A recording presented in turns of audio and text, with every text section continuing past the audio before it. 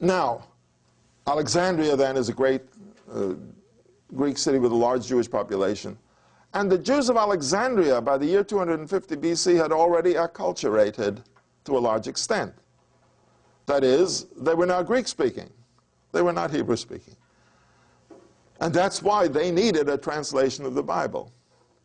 And so the Bible was translated into Greek. The first time the Bible was translated into a language other than Hebrew. The Septuagint translation of the Bible, and scholars usually refer to it as Roman numeral 70. Okay. It's a Septuagint translation. It's in Greek, and it has certain features which indicate the prejudice of the translators, because every time you translate something, you betray it somehow. So there are certain things in it which betray, which show what the translators were trying to do. And that's revealed also in a letter which was written about that time, a letter called the Letter of Aristeas, written about 200 BC, in which he describes how the Bible came to be translated. And this is the story he tells. It's interesting. This is the story he tells, and with variations it appears in the Talmud. He says, the Emperor Ptolemy Philadelphus II. Now, when Alexander conquered his empire, I told you he tried to make a world empire, capital in Babylon, and now it's going to be a Hellenistic empire, with the whole world being dominated by Greek civilization. He was not being, he was not being compulsory about it. He just felt that if I established Greek cities all over the empire, and he established 31 Greek cities, they would be centers for the dissemination of Greek civilization, and the people would begin to speak Greek, and it would create a world which would take advantage and enjoy the benefits of Greek science and philosophy and culture and so on. Alexander the Great, by the way, was not just a conqueror, and he was very competent there, but he was also a young man with quite a philosophical concept and ideas, and he thought he was going to create, he thought he would create what he called homonoiete, that is, one humanity, all peoples, all nations bound together into one cultural entity. Nice ideas. He had idealistic ideas. But at the peak of this whole thing, and he was trying to really unite the world, fever, 4 days in pain, and died. He died at the peak of this whole thing at the age of 33, after he had done all of this. Now, without going into the problems and the details, what do we do now? The generals divided the empire among themselves. So Seleucus took control of Asia, and Ptolemy, one of the generals, took control of Egypt, and he had Israel as part of his empire. Ptolemy I, then, who called himself the savior, was the one who established the Ptolemaic Empire of Egypt, which was Egypt ruled by a Greek ruler. Seleucus established the Seleucid Empire of Western Asia, an empire of Phoenicians and Babylonians and Assyrians and Armenians and Arabs and Persians, ruled by a Greek. Now you see the potential problem there of a foreigner ruling. But all of these men also created their centers, their Greek centers, the capital cities.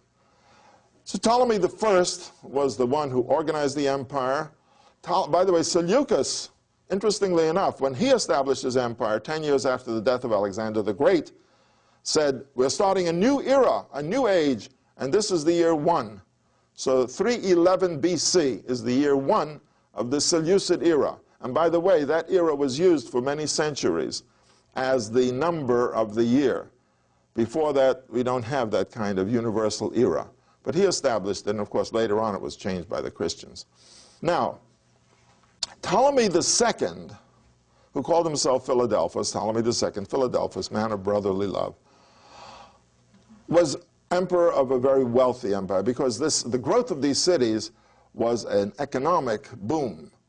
And he was very rich, and his empire was rich, and he exported the products of Egypt, which were wheat and oil and other products of the agricultural wealth of Egypt.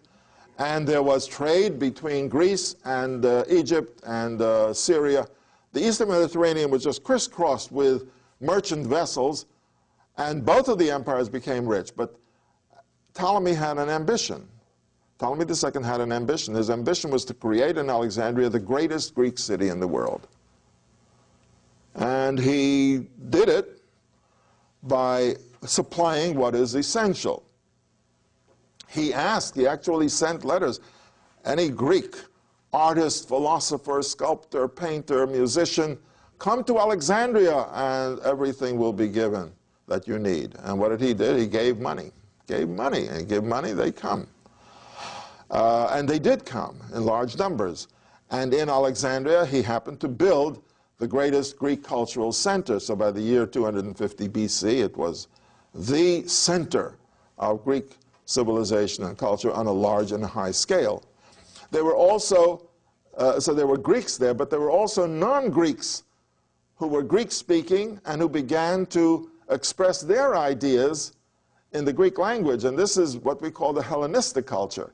You know, Hellenic culture, or Greek culture, is Athens up to the time of Alexander the Great. After this, you have a lot of non-Greeks who are participating in Greek culture, and incidentally, two of the most influential Greek writers in the Greek language of the first century, two of the most influential, happened to be Jews who wrote in the Greek language. And they were Philo of Alexandria and St. Paul.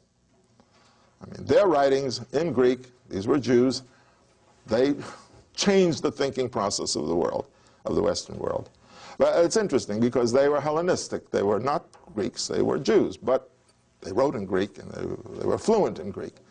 So the story told by the letter of Aristeas, he says, the king wanted to have the largest library in the world, and Alexandria did build probably the largest library in the Greek world. They say that at its peak it may have had 500,000 books, manuscripts, because every book was a manuscript. And he says, and in the library he had a section of laws, and he decided he wants the laws of all the nations in the library. So he asked the Jews for a copy of their laws. So they said the laws are in the Torah is in Hebrew, but we'll ask the high priest of Jerusalem to authorize a translation. And so the Bible was translated by these 70 scholars, and I suppose the Jews gave him a very fancy copy bound in leather and gold and all that, and the king accepted it and put it in his library. That's the story told by Aristeas. The true story is probably that, yes, they might have done that, but the fact is the Jews of Alexandria needed the Bible in Greek, because this was their language. So that is the extent to which Jewish life had expanded, and now it was growing in the Western world, in the Greek world.